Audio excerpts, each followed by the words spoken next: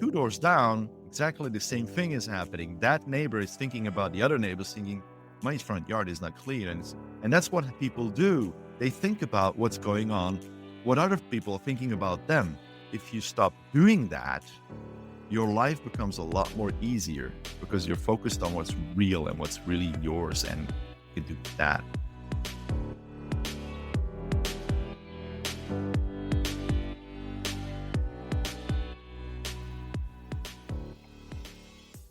Let me invite you to sit back, drop your jaw, tongue, and shoulders, take a deep breath, and if you wish, close your eyes for a moment and feel the beat within. In a few seconds, you just jumped from your head to your heart and felt the beat within, opening up to receive even more value and fulfillment out of your business and life. And today's episode, I'm your host, Nico van der Venne, confidant to successful CEOs, founders, and entrepreneurs striving to achieve everlasting fulfillment. And before we dive into the episode today, I would like to have you give me a 5-star review and send this episode to anybody that you know who might be interested. This is how we spread our word, and this is the core of this podcast, to make aware that this thing is a real thing called CEO disease and founder syndrome. But for today's episode, I would like to welcome Roy to the podcast. Hi, Roy. How are you doing today? I'm very well. Thank you very much, Nico, for having me. Yeah, I'm happy to have you. We are in the same time zone, which is for me sometimes an exception to have somebody in the same time zone. You're in Poland at this moment. I am indeed. I'm in a place called Łódź, which is right in the center, but I'm originally from Cork in Ireland. So that's that's just one time zone difference, isn't it? Yeah, exactly. An hour difference, yeah. So have you ever heard of CEO disease or founder syndrome? No, I have not. Okay. What do you think it would be if we talk about those two key words, CEO and founder? What you would think would fill in the gaps on that level? Well, I mean, chief executive officer, founder syndrome. I don't know. I suppose they can fail at a certain thing, feel overwhelmed, or they might get to a plateau. They might reach their skill level. Not sure what the point is, but sometimes people, they don't want to let go of the baby, as in like their company. And sometimes it gets so big that it's better off getting somebody in. It doesn't mean that you have to, dilute your shareholding. You can just have a very good shareholder that you pay the money who can grow your company 10x. So that's my thoughts when you say that. Yeah. I think you're spot on a couple of things right there. So if you're spot on, you probably have some experience in these things. Yeah, I've had a lot of companies. I've had about 20 companies, but also in Ireland, I was kind of working for a mechanical contractor, running a lot of kind of multi-million-pound jobs, and about, 200 people, but that would include tradespeople that would be kind of working under the projects I was running. Yeah. So what's your experience? Let's say if we talk about having a company and letting go of the baby, is that something that you've experienced? I experienced more losing the baby. That's very kind. Yeah. So basically, that's how I got the fund. I was doing real estate, and originally it was I saw an opportunity that the properties were cheap. So then I started kind of selling properties to Irish investors, and then it turned out to be Irish, English, and American investors. And it just kind of grew. But people then would say, oh, we need it renovated. I can do that. We need it fitted out. Yeah, we can do that. We need it managed. Yeah, I can do that. And it turned out, I think I had about 14 people on my books. That would include some security people on a commercial property as well. And things were going well. I had released equity in my Irish properties. So we bought a commercial property. We bought a site. We were building 30 apartments. We were building houses and a lot of different projects, tenement buildings. And I was doing very well. And I was the small boy in the syndicates, because a lot of the people in Ireland, they were worth 10 million, 20 million. And when the crash came, it took a while to come across. They started kind of getting in trouble. And I didn't think it was going to be a wipeout. I thought, this is like a hiccup, because sometimes things like that happen. So I started putting more money into a commercial. I put like 150 grand into the commercial. I said, look, I'll cover, because we got an 80% loan on that one. I said, look, I'll cover this. And if you can't pay me, I'll just increase my shareholding. I'll charge 10% interest, yearly. So I wasn't being nasty. I appreciated that they had put trust in me, and they didn't get it right. And eventually I kind of went, ooh, I'm getting in trouble, and went to the bank. I said, I need interest only. I can split the site and everything. And they just went for me once they started running out of money. And usually with a limited liability company, you go, lessons learned, let's move on. Yeah. In Poland, my solicitors and accountants didn't tell me when you're the president of the company, you're personally liable. So instead of because I was after making about $1 million prior to that, I was looking with all the projects I was doing to be going to 5 million. And in my head, I was planning to do massive developments. And I was like going, oh, this is where I'm going. So because I had a lot of different companies, I was personally liable for all of them. And then through that, saw so much corruption with bailiffs, with banks, with courts.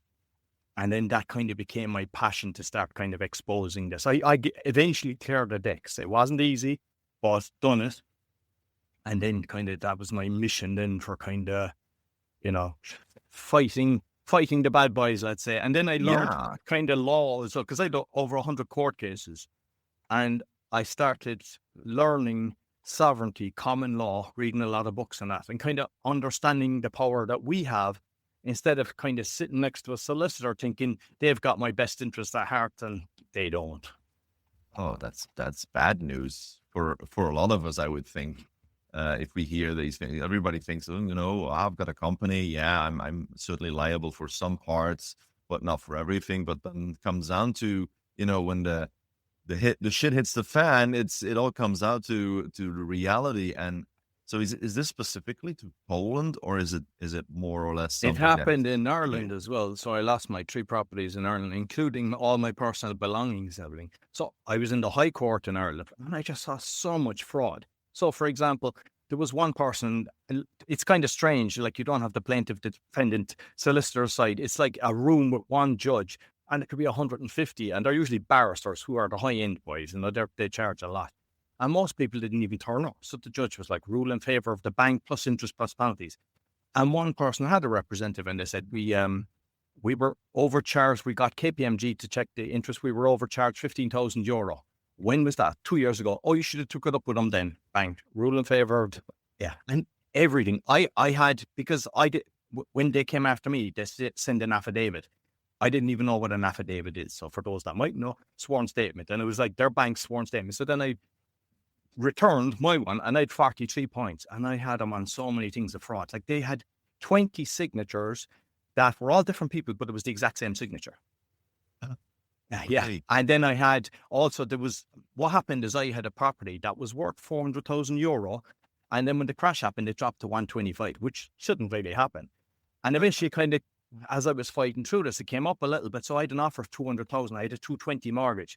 And I said to them, full and final settlement. And they wouldn't accept it. And they sold it for less, and then came after me for the excess. And it was just true that 8 times I was in court, they could never answer my affidavit, because there was a billionaire, Dennis O'Brien. He got a 300 million write-off. And I had that in my affidavit. I said, how come you can do this to him, who doesn't really need it, and me, who's been wiped out, does? And there was a load of different points. They could never answer it. And in the end, I lost. The 7th time I was in court, the judge was on my side. There's a different judge each time, which is strange. He's just picking up a file, and your life is on the line, because you're like financially liable for the rest of your life for this. Yeah. And it's up to you to fight. I was representing myself because I basically was empty, so I couldn't hire somebody. And I think it kind of helped me in a way, because I was seeing nobody getting any win. And this judge said, why haven't you returned to his affidavit? You have to reply to the affidavit, because that's my sworn statement saying this is true. So it meant it was true, because they couldn't respond. And he said, there'll be serious consequences if you don't do this within 3 weeks. And he offered me €1,400 for my travel expenses, because I was coming from Poland to Ireland, and it was in Dublin. So then my family are in Cork, so I'd have to go to Cork, then go back up to Dublin. And I was thinking, this is done. This is going to be sorted. Different judge the next thing. And it was just a horrible experience. He started off, he goes, oh, this is going to take too long. I'm there about 9 in the morning. I think maybe 9:30, 10 it starts. And like the way it works, he started reading. He goes, no, it's going to take too long. If I left the room and they call out my case, oh, he's not here. Rule in favor of the bank plus thing. It's just a strange setup. So then after dinner, he done the same thing. And he's like, no, it's going to take later. So it was nearly 6 o'clock. And I had to be there the whole day. But I'm listening to all the cases. But it's tiring, like, because and I'm just saying, every single thing is fraud, and I can see so much fraud here. And in the end, the barrister starts talking first, and all the different things. And I'm like, okay, this is good. And when I go to talk, he shuts me up. And I'm like, he wouldn't listen to it. And yeah, I heard that kind of thing. And somebody stood up and said, hey, you're not letting him answer. He says, are you related to him? He says, no, get out of the room if you want. And I was like, so in the end, I lost, but then he went to go for interest and penalty, which would have been a lot because I would have been paying for the barrister's costs, which after 8 cases could have been 200 grand. Yeah. And it was 65 grand was the actually original amount. And I said, I've been fighting this for a few years and they've never came back on my affidavit and answered it. He goes, fair enough. All right. So no interest, no penalties. And it was the only answer. So then I said, I want to go to the EU about this. But I found out that you have to rebut it. You have to go back to court to try to do it again. And what happens in some countries is when you do that, it stays at the 65 grand. But in Ireland, it doesn't. And it opens it up again. So I would have been maybe 300 grand plus the new cost. So like I'm looking at 65 versus maybe 500,000 or 300, 400 grand. I said, this is fraud. It'd be different if you knew that you were getting a fair trial. I was like, I'm not going in here. So, and it was basically my mission then to kind of expose all this. And I've seen it happen all over the world. Yeah. Yes. So is this what you're doing daily now, or is it something that Well, it's more my podcast because I've got like 6 podcasts and one of them is kind of called The Awakening. So that's exposing fraud and corruption, but with solutions. So I get a lot of people coming on talking about common law and sovereignty, the power of the signature. And it's just kind of going with GDPR and stuff like that. When they're passing your data, they're not allowed to do that. And when you know your rights, because everything that they're doing is fraudulent. And this kind of comes into an entrepreneur as well, because even if they have a warrant or what, a lot of the time they don't. And it's just a digital thing. And it's not signed. You need a wetting signature by a judge. And when you know your rights, they just walk away. But most people don't. They just kind of think, oh, I know better. And it's like no one will protect you. I've had a load of different solicitors over the years, load of accountants and everything. And that's what happens. A lot of entrepreneurs, they just kind of go, he's got my best interest at heart. They have in your pocket. Very few actually care about you. So the most important thing is for you to care, not just legal, but also accounting wise. I can touch on a few things on accounting that I've kind of done over the years that helped me. Well, I recently was reading listening to an audiobook about one of the subjects that indeed was related to the legal parts, to people who supposedly support you, and it was about setting up the fees. For instance, there's a lot of legal people. I'm just going to generalize. Legal people who work by the hour. And one of the points was that he said, you always need to ask for a fixed price, a solution price, no pay, no gain, no solution, no, what's it called again? I'm missing it. Yeah. No win, no fee, no kind of. Yeah, something like that. And I was like, wow, is this the reality that we live in? It was kind of a reminder for me. Indeed. And I had a small issue, I had a tire that was popped by driving through one of those potholes in a street in one of the cities here locally. And the amount of time that was spent on contacting the insurance company and coming back and then suddenly, with another party, of course, it's another insurance company, this ping pong going on of, when are you going to pay for this? And in the end, I spent half a day waiting on, the tow truck and stuff like that. I said, this is economical damage. I need to be compensated for my half a day. Oh yes, prove it to us. I'm like, prove it to us. I have a contract with my customer, but this is legally bound as being confidential. I work in a nuclear power plant. Not everybody needs to know exactly what I need to do there. And it's in the contract. So it's like, we have to go to court. And he's like, I'm like, what? Well, hold on. You're telling me I need to go to court for a freaking tire that's blown? It's like 250 euros for a tire and with the repairs. And then I think it was 1,000 euros or something for my half a day or a couple of hours that I put in. I was like, a court is going to cost you like 10x. And he said, well, we're probably going to win anyway. I'm like, what's this? And I just said, you know what? Just pay for the tire and let's stop the discussion here. And they paid for the tire and that was it. You don't have any leverage, any power to go forward and say, you need to give me this money because I lost it. It's indeed, it's one of those small things, but it triggers the idea of what kind of system do we live in. And I understand what you mean by the financial part as well. I've noticed so many things that myself that I'm like, if you start a business or if you're running a business for a while, things start to, pop up and say, where does this come from? And where does that come from? And here in Belgium, there's a company that has made their business based on creating an official document. It looks like an official document. It really, it's kind of the vibe of an official legal document, and it's just a subscription to a networking group.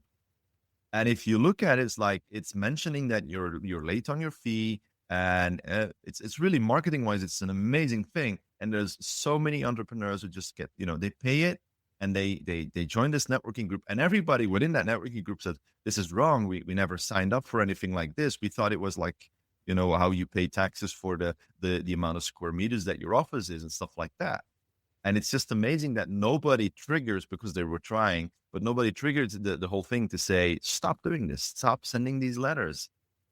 I don't know if you have any other financial things that you want to mention, but it's Well, just amazing. on the insurance, I've had a lot of cases with insurance, and what scares me is they now can use AI to find every single reason why not to pay you. They'll take your money gladly. They'll increase the premiums. And I mean, I've had cases even when we were doing real estate that there was a leak from the apartment above, and you wouldn't buy the paint for the amount of the ASS that we get back. I had an injury. I took my son last year. Was it last year or the year before to Turkey? And I was just playing football with him and I snapped. It's like the groin area, and it doesn't return to itself. And the next day I fell down the stairs and I ripped the hole there inside. Yeah. And so I was getting the medical center, still not fixed, but I should have got the insurance to cover all my costs. They wouldn't pay it. And I'm not giving up. I had last year, I went to Spain with my son. We were touring Spain. Second day, we were outside the Valencia Stadium during the day in a place that was like with all expensive cars. I thought, this is all right. Broke into the boot, took everything, passports, all our travel docket, the whole lot. Like, so we lost the whole lot. Uh-huh. And the insurance wouldn't cover it. I mean, that's 100% illegal case of theft. They wouldn't cover it. And I've seen so many people telling me of the insurance claims. So maybe use AI on your side as well to say, how can I word this better? But don't ever give up, because that's what they do usually. Like with you, I've had situations here as well. Tires bust, the steering column destroyed because of the potholes. And what they do, they just push you away. And it's a case of, like, I know you have to look at your time. You have to choose your battles. Yeah. But maybe use the AI on our side as well. Hey, this is exactly the details. Give me the work. Because even if you're creating a letter, like sometimes when you're doing AI, you go, this is no good. Or you get I see it lying and everything.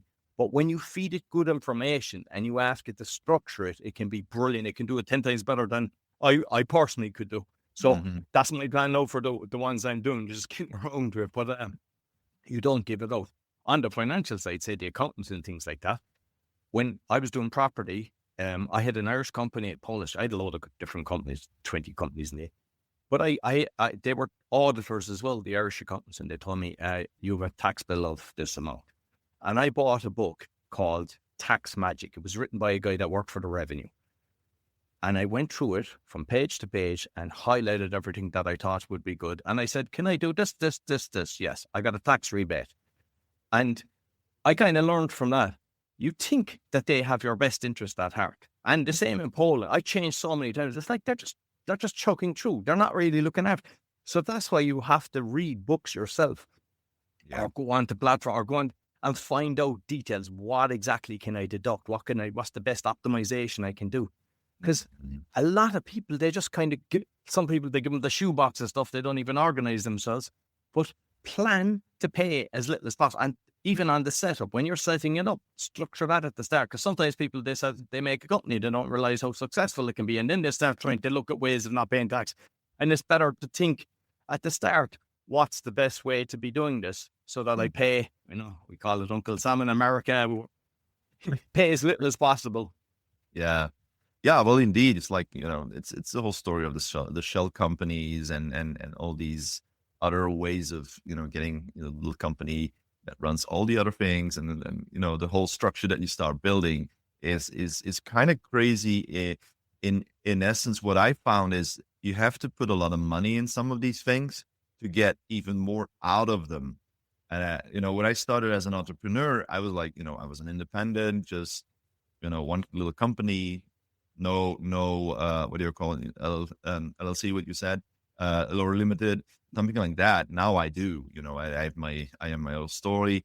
And it's like the first couple of, I think it was the first couple of months, because it was COVID. So I really jumped into COVID with my company, and we had a lot of government support. And I was lucky that I was in a certain branch so I could get support. My company, I didn't have any customers. Nothing, period. I started building everything up, and then I looked at what was the moment in time that I could close my company, get enough out of it, and then open it again. And it was like every 4 weeks, if I spent 1 week on my agenda, my schedule saying that I was open, I would get a full support. But of course, what do you do? And I'm telling you secrets here, people. You schedule those customers in that 1 week, but personally, you tell them, you come that date and that date and that date, but you don't put it in your schedule. And it's kind of crazy that you have to do these things to get support from the so-called government who wants to, push the economy forward. And I was like, last couple of months, we've seen our government kind of changing pace, where they support entrepreneurs more, and they really are supporting entrepreneurs more. But the thing is, the employees are paying for it, and I'm like, come on, guys, this is just, if one gets the heavy load, the other one, it's kind of, the balance is out. There's no balance at all. Somebody's always suffering. And I'm like, okay, how can I fix this for myself? And then I started looking at, other countries like yourself, in Poland, you used to be in Ireland, and so on.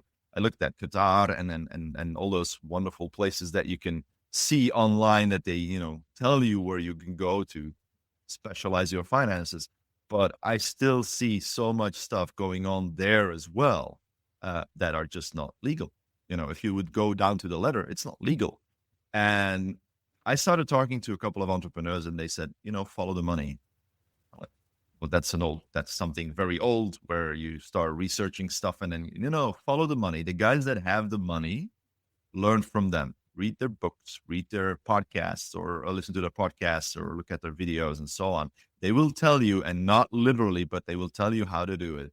And I'm doing this more and more. And I found ways that are completely legal in our company, or in our country, or in the EU, that you would like, what? How is this even possible?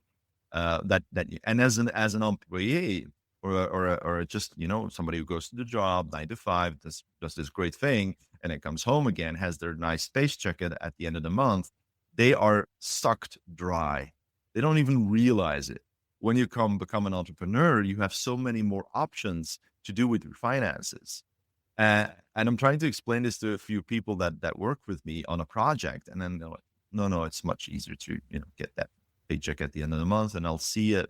I'll see when I get my pension how much it's going to be. I'm like, this is not the way to live. You want to enjoy life a little bit more than just, the 9 to 5 and doing things that you don't really like because you're just getting paid for them.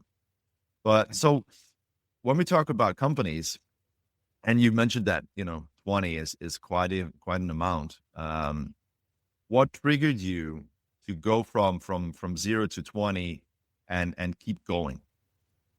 It was always just kind of moving on to the next thing. So, for example, when I was working in Ireland with the mechanical contractor, I set up a web design company with another guy, just ran its course. And then because, there was just people were able to do it cheaper, and we just kind of dropped it out. And in Poland, I had a few companies. And so you talk about how corruption and stuff like that. So at one stage I was doing, I was building the 30 apartments, and we had a tax bill of, it was about, I don't know, was it 50 or 100 grand? It was a lot of, anyway. And they have up to 6 months to give you the money back for the VAT. So when you get an invoice, I have to pay the VAT straight away, even though you didn't pay me. And that's insane. So Mm. like you get a cash flow. So we were owed a lot of money, and they have up to 6 months to give you the money back. They wait till the last day. And one time we had a cash flow issue where we were 3 weeks short, and they emptied the account. They went into and just came in, and they were going to take the computers in the office. And you're like, what? So it's like everything is just, and like the corporation tax and everything there. So I pulled out all of the companies out of Poland. Poland isn't good for that. Like, so I know I'm the Estonian. So there's no corporation tax there. You can leave your money there. You don't pay the tax. And when you take it out, then take it as a dividend. So you can do things a lot better regarding kind of, I know people do the offshore stuff. So they have the company offshore, and it's not that expensive. I know someone's doing it, and it's like, I'm not doing it myself, but I know someone's stuff. And what you do is you have your then business card, and you're living on your business card, and it's classed as a business expense. So it's totally legal. All the big boys are doing these kind of things, and there's stuff they're putting things in trusts, so that Yeah. they don't have access to take things. Because I learned about that because when they took everything, you're going, yeah, you sold my properties. You didn't even tell me it was going to auction or what I was selling for or anything. And then they pretended they put it into all the properties into one bag, which they're not allowed to do. I mean, I Uh-huh. wish I knew then what I know now, because there's no way they would have touched it. Yeah. So That's the what? thing, isn't it? And the pension, actually, this is one because in Ireland, I never paid into a pension, but I got contributions. So they paid into my pension. So like I had a bond in a pension. It wasn't big bucks. It was, I don't know, 54 grand or something like that. And there was another one, 17 grand. But when I got it, I cashed one in 1 year, the 17 one, and then the other one the next year. So when you hit 50, you can do that. So you can claim your thing. So I'm at 52 now, I'll be 53 this year. And so I did it once I hit 50. I said, I don't trust them. Every year they're saying, hey, this goes up 8%. It'll be worth this by the time you're 65 or, I don't know, probably 70 in some countries. Now it tends to be kind of sliding up. So That's in I Norway thought, as well. grand, I'd get this. Yeah, you get your 25% tax free, but they taxed it 50% the rest. And they done the same with the pension the next year. And you're going, hey, that's a lot of money you're kind of taking there. But through my knowledge, I got every penny back. Okay. So a lot of people will just go, this is how it is. So what I say is learn and look at everything, and don't just think because they say, hey, this is ours. Don't do. And another thing I see a lot of people making a mistake when they have a company. Oh, but it's tax deductible. It's tax deductible. And they're buying stupid crap because they think it's tax deductible. And I'm like, that's your money. Better to not be spending it and keeping it for what you need. Yes. Instead of buying stuff because it's tax deductible. And a load of people make that mistake.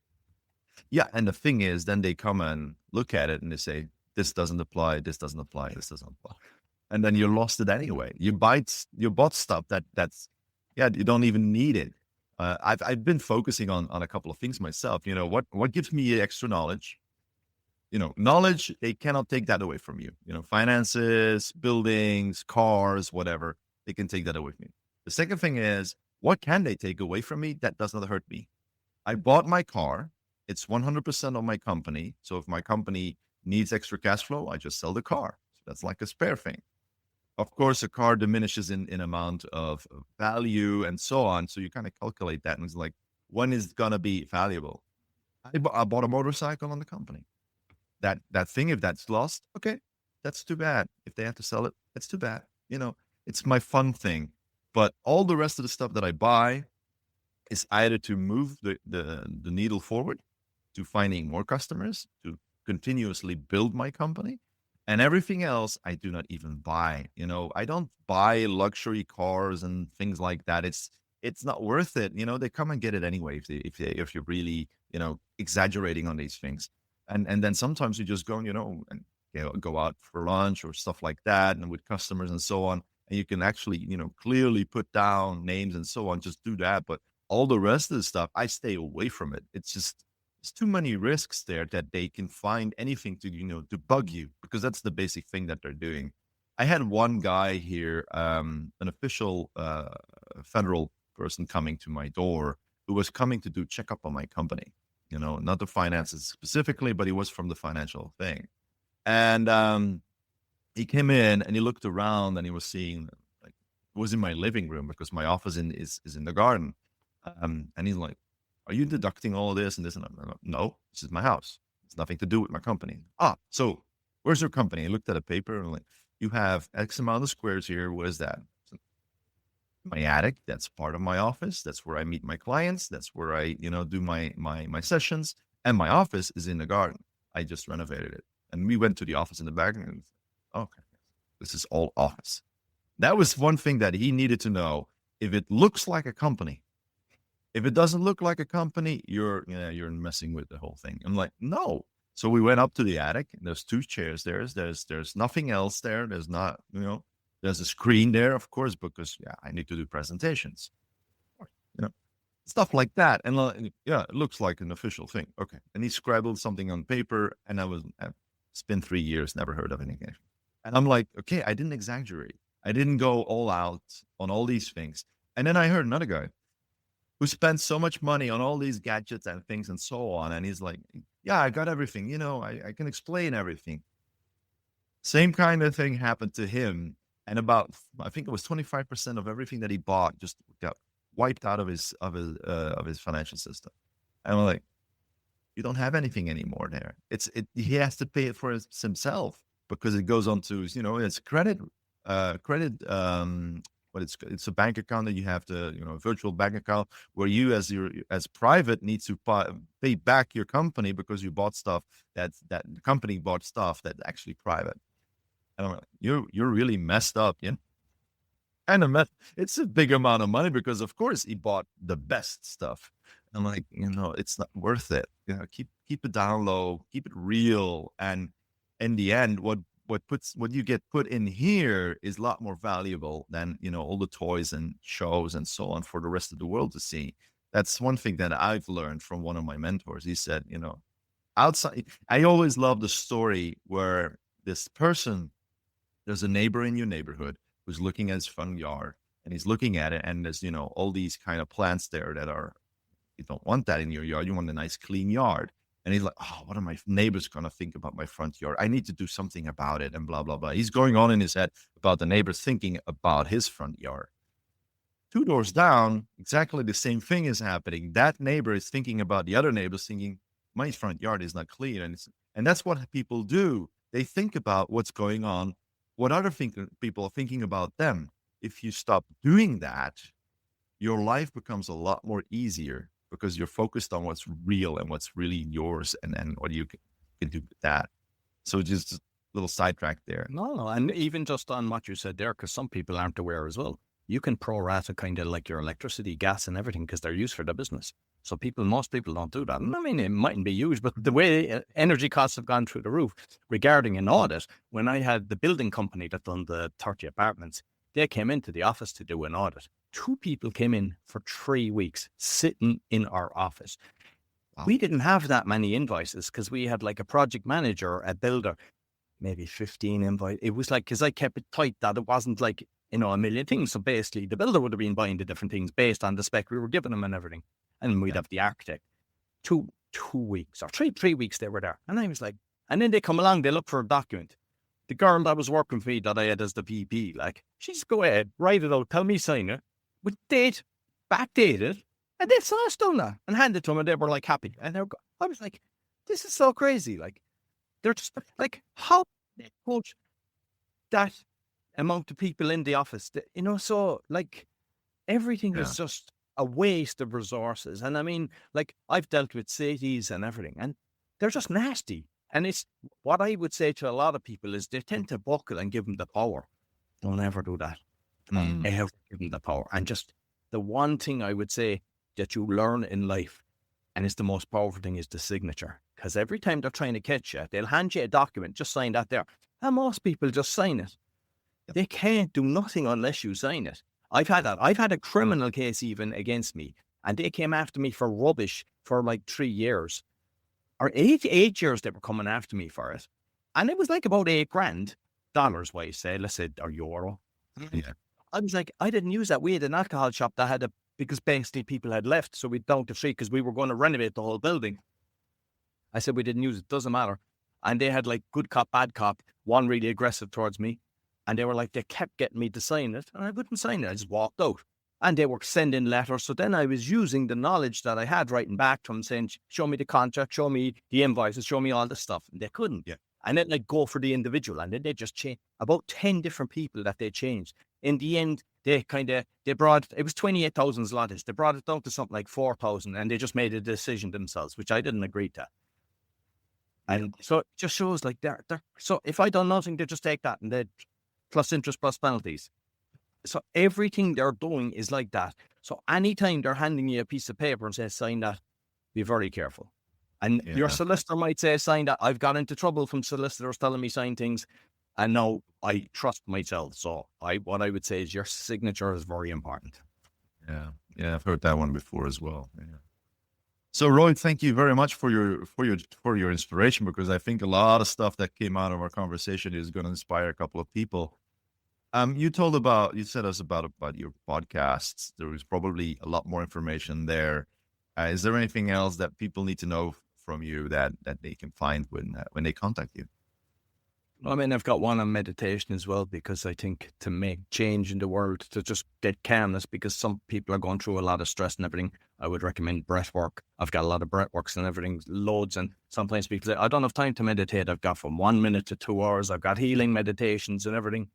And I've got a crypto one. So you find everything on rycallan.com. They're all about kind of making the world a better place. Everything that I'm doing is trying to kind of improve. I've even got a podcast. The Podfather one is for podcasters to kind of stay in the game, because we don't want to be watching like CNN, BBC and things like that. They regurgitate lies. So I'm trying to keep the podcasters in the game. Ones like yours where we're sharing good knowledge. I mean, your other guests as well. There's that's what they need to be hearing. You're not going to hear that on these mainstream televisions. No, that's true. That's very true. Mm-hmm. So where can people find you? The best way is my name, rycallan.com. Or if they're looking for a virtual assistant, I've also do that. I've got a company with that, va.world. Okay, well, there you go. Great. So thank you so much, Roy. It's been very inspiring, different than the usual episodes, I must say. Very deep. It's wonderful to have that.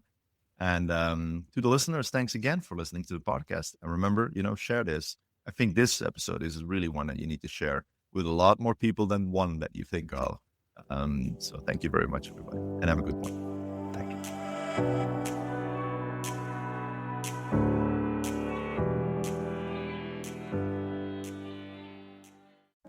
Thank you for listening to the Everlasting Podcast. Let me leave you with a few questions to answer in the comments. How do you see the different topics we discussed during this interview? What are your thoughts? What stood out for you? Let us know in the comments, or just send us your feedback. We launch new episodes weekly. Don't miss any by ensuring you are subscribed to the show. Click the follow button now. We depend on the organic growth of the podcast to inspire more and more people. So by giving us a 5-star review and sharing this episode with at least one of your friends who might be interested in the subject, you will significantly help more people become inspired. But more than anything, I am grateful to you for taking the time to listen to the show. If you are also a successful CEO, founder, or entrepreneur who has inspiring words to say, feel free to contact us for an interview at contact@nicovandevenne.com. Thank you for listening. We will see you again soon with more inspirational conversations on achieving everlasting fulfillment.